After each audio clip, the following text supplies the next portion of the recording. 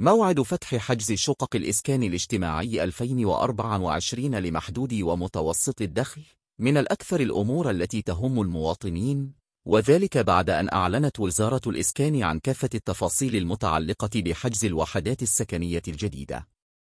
كشفت وزارة الإسكان والمرافق والمجتمعات العمرانية أن بدء حجز شقق الإسكان الاجتماعي يوم الأحد 30 يونيو 2024، وذلك ضمن مشروع فالي تاورز السكني في مدينة حدائق أكتوبر.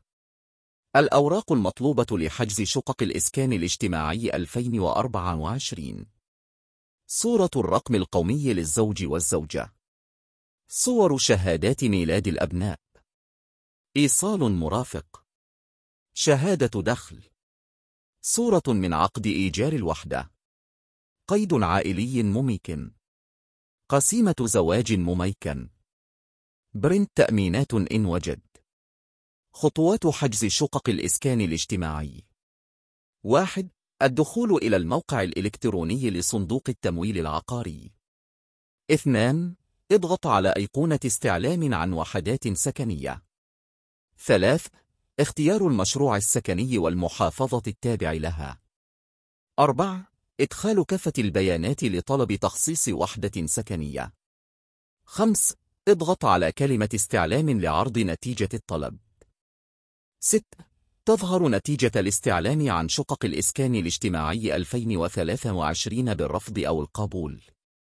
طرق حجز شقق الإسكان الاجتماعي 2024: متابعة الطروحات الجديدة لوزارة الإسكان، التعرف على المدن التي يتضمنها الإعلان، الدخول على موقع صندوق الإسكان الاجتماعي. يجب دفع مبلغ جدية الحجز، والذي يتم احتسابه وفقا للإعلان. شراء كراسة الشروط الخاصة بشقق الإسكان الاجتماعي 2024. تسجيل البيانات الخاصة بالراغب في الحجز من خلال حساب خاص. يجب ألا يقل عمر المتقدم لحجز شقق الإسكان الاجتماعي 2024 عن 21 عام. في حالة حصول الزوجة على وحدة سكنية لا يحق للزوج التقدم لحجز وحدة سكنية. لا يحق للمتقدم لحجز شقق الإسكان الاجتماعي 2024 الحصول على أكثر من وحدة سكنية.